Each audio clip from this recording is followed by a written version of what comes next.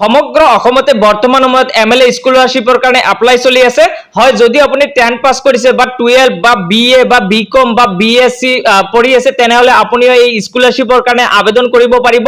কি নথিপত্ৰৰ প্ৰয়োজন হ'ব বা কেনেকৈ আবেদন কৰিব সবিশেষ জনাম এইটো ভিডিঅৰ জৰিয়তে তাৰ আগতে সৰু এটা ৰিকুৱেষ্ট যদি আমাৰ ইউটিউব চেনেললৈ প্ৰথমবাৰ কাৰণে ভিজিট কৰিছে প্লিজ চেনেলটো সাবস্ক্ৰাইব কৰি বেল আইকনটো বজাই দিব আৰু ভিডিঅটোত এটা লাইক কৰি দিব আৰু যদি আপুনি ফেসবুকৰ পৰা চাই আছে পেজটো ফলো কৰি শেয়াৰ মাৰিবলৈ পাহৰি নাযাব যাতে প্ৰত্যেকজন ছাত্ৰ ছাত্ৰীয়ে এই স্কলাৰশ্বিপৰ বিষয়ে জানিব পাৰে আৰু তেওঁলোকে আবেদন প্ৰক্ৰিয়াটো কৰিব পাৰে আৰু এই স্কলাৰশ্বিপটো লাভ কৰিব পাৰে সো ভিডিঅটো খুবেই গুৰুত্বপূৰ্ণ ভিডিঅটো সম্পূৰ্ণ শেষলৈকে চাই থাকিব প্ৰথমতে জনাই দি আছো যে এই এমএলএ স্কলাৰশ্বিপৰ কাৰণে কি ক্ৰাইটেৰিয়া থাকিব লাগিব তেতিয়া আপুনি এই এমএলএ স্কলাৰশ্বিপটো ল'ব পাৰিব অৰ্থাৎ আপুনি এলিজিবল হ'ব এক নম্বৰত কৈছে residence must be a permanent resident of Assam অসমৰ স্থায়ী বাসিন্দা হ'ব লাগিব তেতিয়া আপুনি এই এমএলএ স্কলাৰশ্বিপৰ কাৰণে এলিজিবল হ'ব অৰ্থাৎ আপুনি এই এমএলএ স্কলাৰশ্বিপৰ কাৰণে আবেদন কৰিব পাৰিব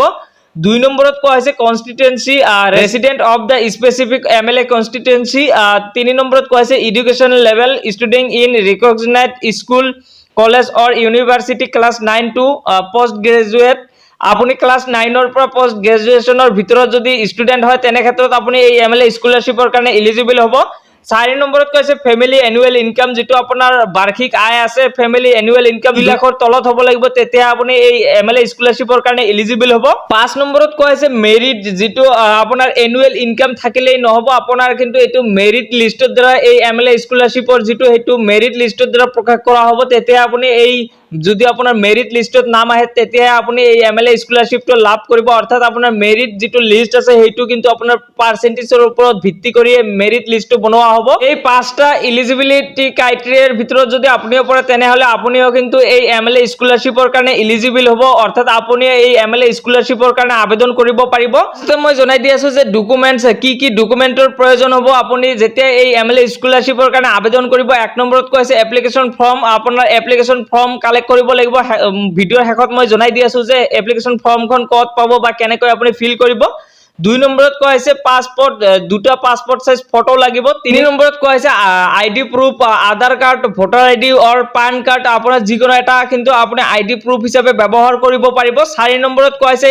ইনকাম সাৰ্টিফিকেট আপোনাৰ ফ্যামিলি এনুৱেল ইনকাম সাৰ্টিফিকেট খনৰ প্ৰয়োজন হ'ব 5 নম্বৰত কোৱা হৈছে এডুকেশনাল proofs আপনাৰ কিন্তু মাৰ্কশিট বা আপনাৰ এডমিট বা এডমিশন ৰিসিপ্ট বা ফিস ৰিসিপ্ট এইবিলাকৰ কিন্তু প্ৰয়োজন হ'ব 6 নম্বৰত কৈছে bank details photocopy of bank passbook আপোনাৰ ব্যাংক পাসবুকখনৰ প্ৰয়োজন হ'ব বা একাউন্ট নম্বৰ বা আইএফসি কোড এইখিনি কিন্তু আপোনাৰ ডকুমেন্ট থাকিব লাগিব তেতিয়া আপুনি এই এমএলএ স্কলাৰশ্বিপৰ কাৰণে আবেদন কৰিব পাৰিব এইখিনি ডকুমেন্ট কিন্তু আপোনাৰ থাকিব লাগিব আৰু এইখন হৈছে এমএলএ স্কলাৰশ্বিপৰ ফৰ্ম এই ফৰ্মখন আপুনি ক'ত পাব ভিডিঅৰ শেষত জনাই দি আছো প্ৰথমতে মই জনাই দি আছো যে এই ফৰ্মখন আপুনি কেনেকৈ ফিল আপ কৰিব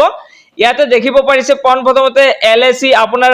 বিধানসভা সমষ্টিৰ নামটো ইয়াতে লিখি দিব তাৰ পিছতে দেখিব পাৰিব নেম অফ এপ্লিকেন্ট আপোনাৰ নামটো ইয়াতে বহুৱাই দিব 2 নম্বৰত ডেট অফ বাৰ্থ আপোনাৰ হেতু এডমিট কাৰ্ডত বা আপোনাৰ আধাৰ কাৰ্ডত পাই যাব হেতু আপুনি ডেট অফ বাৰ্থটো বহুৱাই দিব 3 নম্বৰত কৈছে জেন্ডাৰ মেল ফিমেল আদাৰ্স যেটো হয় হেতু আপুনি টিক মাৰ্ক লগাই দিব 4 নম্বৰত কৈছে গাৰ্ডিয়ান নেম আপোনাৰ ফাদাৰ্স বা মাদাৰ্স নেম ইয়াতে বহুৱাই দিব তাৰ পিছতে 4 নম্বৰৰ বি নম্বৰ অপচনত কোৱা হৈছে ৰিলেশনশিপ আপোনাৰ যি গাৰ্ডিয়ানৰ নাম ফিল কৰিছে হেতু ফাদাৰ্স নে মাদাৰ্স যেটো হয় হেতু আপুনি ৰিলেশনশিপটো হেতু ইয়াতে বহুৱাই দিব 5 নম্বৰত এড্ৰেছ ইন ফুল আপোনাৰ এড্ৰেছ বিলাক দিব লাগিব ডিস্ট্ৰিক্ট নেম তাৰ পিছতে আপোনাৰ word name post office name locality area গোটেইখিনি কিন্তু ইয়াতে লিখিব লাগিব তাৰ পিছতে block name village name police station তাৰ পিছতে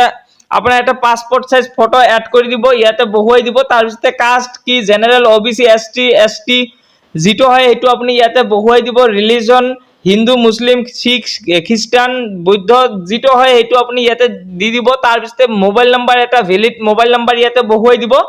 তাৰ পিছতে 10 নম্বৰত কৈছে ব্যাংক এন্ড পান ডিটেইলস এ নম্বৰত আছে ব্যাংক নেম আপোনাৰ কোনটো ব্যাংকৰ একাউন্ট আছে হেতু আপুনি লিখি দিব লাগিব যদি এসবিআই ব্যাংকৰ একাউন্ট হয় তেনেহলে ষ্টেট ব্যাংক অফ ইন্ডিয়া দিব তাৰ পিছতে যদি আপোনাৰ গাঁৱলীয়া ব্যাংক হয় তেনে ক্ষেত্ৰত আপুনি আসাম গ্ৰামীণ বিকাশ বেংক দিব তাৰ পিছতে বি নম্বৰত ব্ৰাঞ্চ নেমটো আপুনি ইয়াতে লিখি দিব ব্ৰাঞ্চ আইএফসি কোড যেটো আছে হেতু আপুনি বেংক পাসবুকত পাই যাব তাৰ পিছতে আপোনাৰ একাউন্ট নাম্বাৰটো বহুৱাই দিব একাউন্ট হোল্ডাৰছ নেমটো বহুৱাব লাগিব তাৰ পিছতে যদি পান কাৰ্ড আছে তেনে ক্ষেত্ৰত আপুনি পান কাৰ্ড নম্বৰটো ইয়াতে লিখি দিব তাৰ পিছতে 11 নম্বৰত কোৱা আছে এডুকেশন ডিটেইলস আপোনাৰ কোৱালিফিকেশন অফ দা বেনিফিচিয়াৰী আপুনি কিমান লৈকে পঢ়িছে সেইটো আপুনি ইয়াতে লিখি দিব। তাৰপিছতে আপোনাৰ কোৰ্স টাইপ দিব লাগিব HSLC বা HSLC, তাৰপিছত PG যিটো হয় এইটো আপুনি ইয়াতে টিক মাৰ্ক লগাই দিব, কোৰ্স নেম দি দিব, তাৰপিছতে name address of the institution, কোনটো স্কুল বা কলেজত পঢ়ি আছে সেইটো লিখি দিব, date of admission into the course, আপুনি কিমান তাৰিখে এডমিশ্যন কৰিছিল সেইটো ইয়াতে লিখি দিব। তাৰপিছতে 12 নম্বৰত কৈছে whether any family members beneficiary government employee, আপোনাৰ ফেমিলিত কোনোবাই চৰকাৰী চাকৰিয়াল আছে নেকি, যদি আছে তেনেহলে ইয়েস দিব আৰু যদি নাই নো অপচনত টিক মাৰ্ক লগাই দিব। তাৰপিছতে 14 নম্বৰত কৈছে আইডি প্ৰুফ টাইপ, আপুনি কি আইডি দিব বিচাৰিছে, আধাৰ কাৰ্ড বা পান কাৰ্ড সেইটো আপুনি ইয়াতে লিখি দিব, আইডি নাম্বাৰটো লিখি দিব। তাৰপিছতে আপোনাৰ এনৰোলমেন্ট আধাৰ নাম্বাৰ যদি আছে তেনেহলে ইয়াতে ইয়েস বক্সত ক্লিক কৰি আপুনি এনৰোলমেন্ট আধাৰ নাম্বাৰটো ইয়াতে লিখি দিব। তাৰপিছতে আপোনাৰ একো কৰিব নালাগে, জাষ্ট তলত আহি যাব আৰু ইয়াতে দেখিব পাৰিছে signature of the head of the institution with seal, আপুনি এইটো একো কৰিব নালাগে। ইয়াতে আপোনাৰ তলত দেখিব পাৰিব ডেট এণ্ড প্লেচ যিটো আছে দুটাতে আপুনি ডেটটো আৰু প্লেচটো আপুনি লিখি দিব। তাৰপিছতে